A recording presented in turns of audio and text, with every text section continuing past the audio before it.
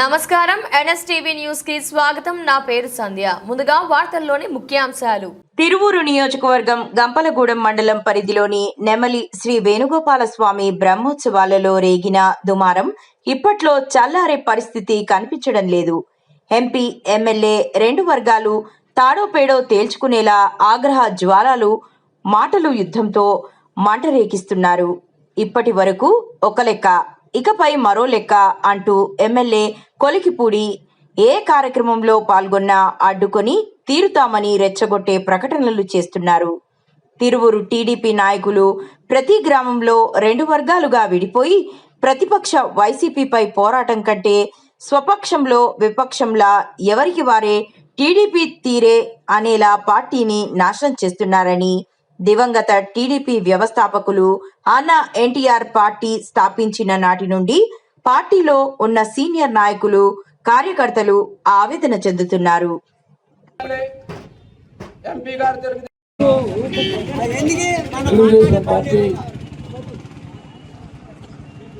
ఎన్ని ఇబ్బందులు గురవుతున్నాయో ఎమ్మెల్యే వల్ల ఆ విషయాలన్నీ కూడా మాట్లాడారు. గత 2 రోజుల క్రితం నమల్లో జరిగినటువంటి సంఘటన ఎంపీ గారు కానివ్వండి, మేమందరం కూడా చాలా హుందాగా ఉండి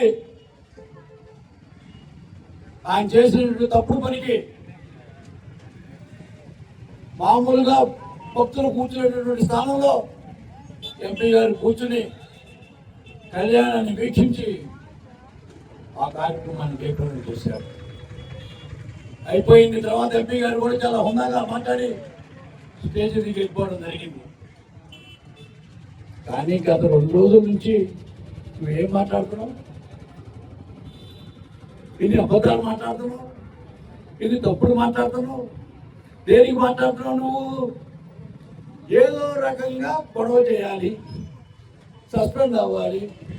ఎందుకంటే వైసీపీ వాళ్ళు అడుగుతారు, మేము ఇచ్చిన 10 కోట్లు ఏం చేసావయ్యా, మా పార్టీ రావట్లేదు ఏంటి, వచ్చిన రోజు చంద్రబాబు నాయుడు తింటా అన్నావు కదా, ఇంతవరకు సస్పెండ్ కాలేదని ఇప్పుడు అడుగుతూ ఉన్నాను. నేనేం చెప్పుకోవాలి అర్థం కావట్లా.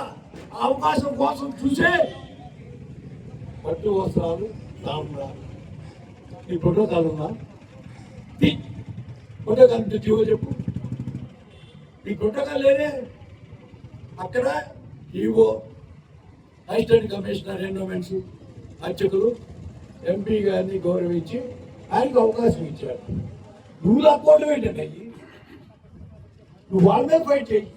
నువ్వు లాక్కోవడం ఏంటి అంటే, ఎవరో కన్నా బిడ్డని నువ్వు వెతుకుని నా బిడ్డ నా బిడ్డ నా బిడ్డని సంతోషపడ్డ చిక్కుందా నీకు అడుగుతా ఉన్నా ఈ సభాముఖంగా.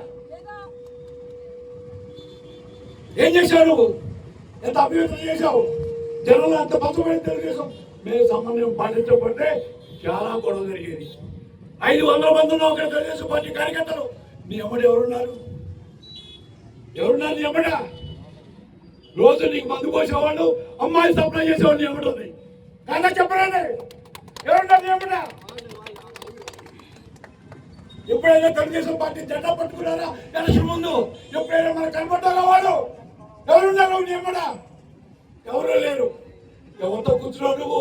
టీవీ చేసి ఎవరు ఆడపిల్లలు ఉన్నారు? ఎవరాడు? వాళ్ళ సంబంధం ఏంటి? వాళ్ళ తెలుగుదేశం పార్టీకి కార్యకర్త ఏడుతా ఉన్నారు సభాముఖంగా. చెప్పు, డబ్బు రా ఇక్కడికి తెలుసుకుందాం.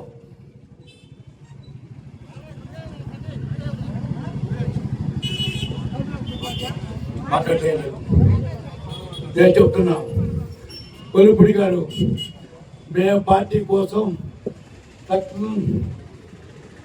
అడ్డుపెట్టి మేము పనిచేస్తూ ఉన్నాం. కానీ మీరు పార్టీని సర్వనాశనం చేస్తాం. ఇంకా ఈయనకి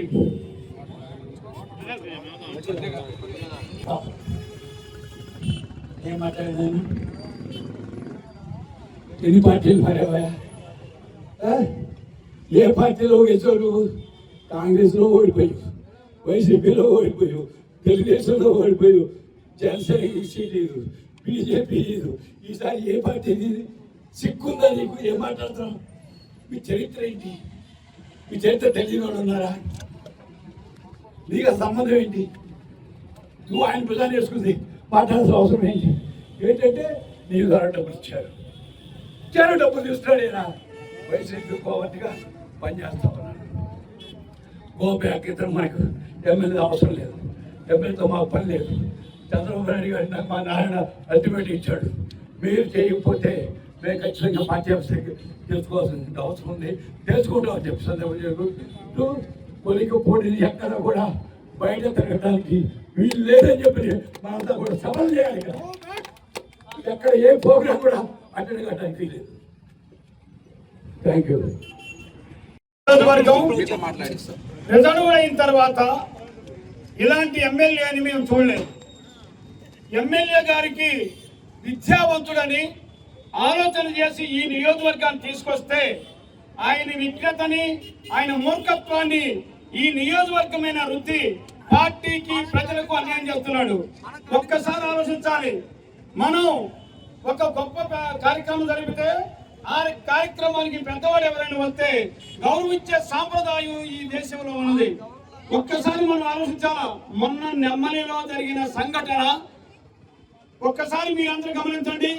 పెద్దవాడు ఎవడైనా వస్తే పై పంచలాగితేనే అవమానంగా పరిగణించే ఈ సమాజంలో ఒక ఉన్నతమైన పవిత్రమైన ప్లేసులో గొప్ప వ్యక్తిని ఎంపీ గారి చేతిలో ఉన్నటువంటి పట్టు వస్త్రాలను లాక్కోవటము ఎమ్మెల్యే యొక్క మూర్ఖత్వం తప్ప మరేమీ కాదు. మళ్ళీ ఆయన ఏదో దళిత కార్డు అంటున్నారు. దళిత కార్డు అంటే ఏమిటండి? రాజ్యాంగంలో ఆనాడు అంబేద్కర్ గారు దళితులకు అన్యాయం జరిగినా, అక్రమం జరిగినా ఉపయోగించుకోమని పెడితే నిన్న నెమలిలో అన్యాయం అక్రమం చేసింది ఎవరు? శ్రీనివాసరావు గారు చేశారు. కలుగుపూడి శ్రీనివాసరావు గారు ఆలోచన చేయండి. అక్రమం చేసింది, అన్యాయం చేసింది అంటే అక్రమం అన్యాయం చేసి దళితుడు నా దళిత కార్డు వాడుకుంటానంటే కింద ఉన్న ప్రజలంతా పెంచవాళ్ళ, చట్టం తెలియని వాళ్ళ, ఏం తెలుసు మీకు? నేను చూస్తున్నాను 2 సంవత్సరాల నుంచి మీరు చేసేటువంటి అకృత్యం వలన ఈ నియోజకవర్గంలో ఏదైనా మంచి పని చేద్దాం అనుకునే ఆలోచన పోయి నిన్ను తిట్టడానికి, నిన్ను కొట్టడానికి సమాయత్తమయ్యే ప్రయత్నించారు. నేను చెప్తున్నాను కలుగుపూడి శ్రీనివాసరావు గారు, ఈ నియోజకవర్గంలో మాదక జాతికి ఎంఆర్పిఎస్ పుట్టినప్పటి నుంచి బ్యాక్ బోన్ గా ఉండి నడిపించింది నేనే. కృష్ణన్న దగ్గర ఉండి నడిపించింది నేనే. నేనే కనుక పిలిపిస్తే తిరువురు నియోజకవర్గంలో మాదిగలందరూ పోగాయి నీ ఇంటి మీద వచ్చి మోసాలని ఆగేస్తారు. జాగ్రత్త గుర్తుపెట్టుకోండి. మీ యొక్క అకృత్యాల వలన, మీ యొక్క ఆలోచన వలన సామరస్యంగా ఉన్నటువంటి ఈ నియోజకవర్గంలో అక్రమాలు మేము కూడా ఇవాళ బాధగా ఫీల్ అవుతున్నాం. మీరు ఒక్కసారి ఆలోచించండి. మీరు ఈ నియోజకవర్గం వచ్చిన తర్వాత కొంతమందిని నా కొడుకు అన్నారు, ఒక ఆయన గుడ్డలో తీసుకొడుతున్నారు. ఏ అగ్రవర్ణాలైనా మిమ్మల్ని ఒక అరే అనే మాట అన్నారా? అనలేదు. ఏమైపోయిందండి మీ చదువు? మీరు మనిషి కాదు, పశువు. పశువులా ప్రవర్తించి సామరస్యంగా ఉన్నటువంటి ఈ నియోజకవర్గాన్ని ముక్కలు చేసి నాశనం చేయడానికి ఏర్పాటు చేసుకోవటానికి పనులే తప్ప మంచి పనులు కావు. కలుగుపూడి శ్రీనివాసరావు గారు గమనించండి. ప్రజలు కొంతవరకే భరిస్తారు. మీకు పదవి ఎవరు కావాలండి? వ్యక్తి కావాలి. మీకు పదవి ఉంటే ఏమవుతుంది? మీ పదవి ఏమైనా మా నెత్తిని పెట్టుకోగలుగుతారో, మీరు ఏమైనా కిరీటి పెట్టుకు తిరుగుతారు కాదు. ఈ నియోజకవర్గంలోని ఏనాడు ఎమ్మెల్యే అవను, ఎంపీ అవను, మంత్రి అవనని తెలిసి కూడా పార్టీ జెండా మోసేటువంటి మహానుభావులైన అగ్రవర్ణాలు అన్ని కులాల వారు ఉన్నారు. వారందరూ పార్టీని మోసారు కాబట్టి నువ్వు ఎమ్మెల్యే అయ్యి ఆ కిరీటిని పెట్టుకొని తిరుగుతున్నావు. కాబట్టి అందరినీ గౌరవించేటువంటి మనస్తత్వం ప్రతి మనిషికి ఉండాలా. మీరు నిజంగా మనిషేనా? ఆలోచన చేయండి. మనిషిలా మాట్లాడతారా? ఏమండి, ఎదురు మనిషిని పట్టుకొని దగ్గరకు వచ్చిన తర్వాత పోవాయా అంటారు. పోవాయి అంటామండి. నీ యొక్క బాధ్యతాయుతమైనటువంటి ప్రోత్సహం ఉన్నావు. నీ బాధ్యత మనిషిని అహంభావంతో ప్రవర్తించి చిన్న పెద్ద లేకుండా మాట్లాడావు.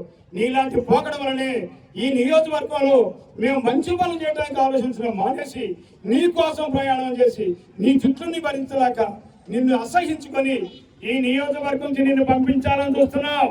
పంపిస్తావు. పెద్దల సహకారం తీసుకొని ఈ నియోజకవర్గంలో ఒక పిలిపిస్తే మాకొద్దు ఎమ్మెల్యే, మాకొద్దు ఎమ్మెల్యే అని చెప్పి రోడ్ల మీదకి ఎక్కి నీ దగ్గర పారద్రోలపోతే నేను మాదిగ జాతి బిడ్డనే కాదు, జాగ్రత్తగా గుర్తుపెట్టుకోండి. ఎమ్మెల్యే గారు మీరు మార్చుకుంటారని చూసాం, మారని మీరు. మీకు సొంతగా భగవంతుడు ఏదో పుట్టుకతో ఆ బుద్ధి ఉన్నది నీకు. అదే పుట్టుకతో వచ్చిన బుద్ధి పొలంతో పెట్టిన పోదని ఆ బుద్ధిని ప్రదర్శించి ఈ నియోజకవర్గంలో నా ప్రజల మధ్యన వైషమ్యాలను పెంచి మమ్మల్ని అందరూ కూడా విడదీసి ఇబ్బందులు పెట్టే ప్రయత్నం చేస్తున్నారు. కాబట్టి ఎమ్మెల్యే గారు వెళ్ళిపోండి. స్థానికంగా పనిచేసిన ఎస్సీ లీడర్స్ కూడా చాలా మంది ఉన్నారు. వాళ్ళు మాతో 40 సంవత్సరాల నుంచి కలిసి ప్రయాణం చేస్తున్నారు. ఏ రోజు కూడా కులాలు కానీ మతాలు కానీ ఏ విధమైన అభిప్రాయ భేదాలు లేవు. ఒక కుటుంబంగా తెలుగుదేశం పార్టీ పనిచేస్తుంది.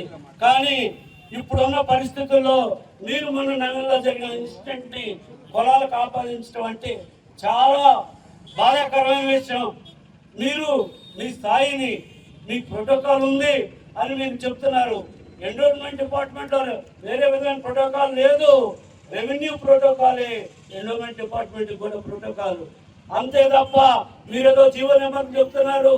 అవన్నీ ఏదైనా ఉంటే చూపించండి. మీ ప్రోటోకాల్ ఉంటే లాస్ట్ ఇయర్ ఏమైంది? ఎంపీ గారిని తీసుకొని మీరు పట్టు వస్త్రాలు సమర్పించినప్పుడు ఏమైంది ఆ ప్రోటోకాల్? మీరు పక్క నుండి ఎంపీ గారిని కళ్యాణం చేయించారు కదా, ఆ రోజు ఎక్కడ మర్చిపోయారు ఈ ప్రోటోకాల్? ఇవన్నీ మీరు మా ఎవరికి తెలియవనుకోవడం పొరపాటు. స్థానికంగా ఇక్కడ ఉన్న పెద్దలందరూ మాట్లాడారు. వాళ్ళ బాధని అందరూ ఎక్స్ప్రెస్ చేయడం జరిగింది. మేము కూడా పార్టీ దృష్టికి ఈ సబ్జెక్టు తీసుకెళ్తాము, మా జిల్లా పార్టీ దృష్టికి తీసుకెళ్తాము. తీసుకెళ్లి పార్టీ సరి అయిన నిర్ణయం తీసుకోకపోతే ఇందా మాకు సోదరుడు పూలుగు నారాయణ గారు చెప్పాడు. ఎందుకు చెప్పాడు? యాదృచ్ఛికంగా ఆ డేట్ నుంచి యాక్షన్ ప్లాన్ రెడీ చేసుకొని మేము భవిష్యత్తు కార్యాచరణ రూపొందించుకుంటామని చెప్పి తెలియజేసుకుంటూ, ఇకనైనా కూడా పార్టీ కార్యక్రమం అంటే మన కుటుంబం. పార్టీ అంటే ఎవరమైనా పార్టీలో ఏ కార్యకర్తగా ఏ చిన్న ఇబ్బంది వచ్చినా అందరం గత 40 సంవత్సరాల నుంచి ఎట్లా ఉన్నామో అదే విధంగా ఉండాలి. తెలుగుదేశం పార్టీని, చంద్రబాబు గారి నాయకత్వాన్ని బలపరిచే విధంగా చేయవలసిన బాధ్యత మనందరి మీద ఉందని తెలియజేసుకుంటూ, ముఖ్యంగా వస్తుంటారు ఎమ్మెల్యేలు, వెళ్ళిపోతుంటారు, కానీ మనమే శాశ్వతం. తెలుగుదేశం పార్టీకి మనమే పట్టుకోమా. తెలుగుదేశం పార్టీని బతికించేదే మనం. అందరం కూడా కలిసికట్టుగా కుటుంబంగా ఉండాలని తెలియజేసుకుంటూ ఈ అవకాశం ఇచ్చిన అందరికీ హృదయపూర్వకంగా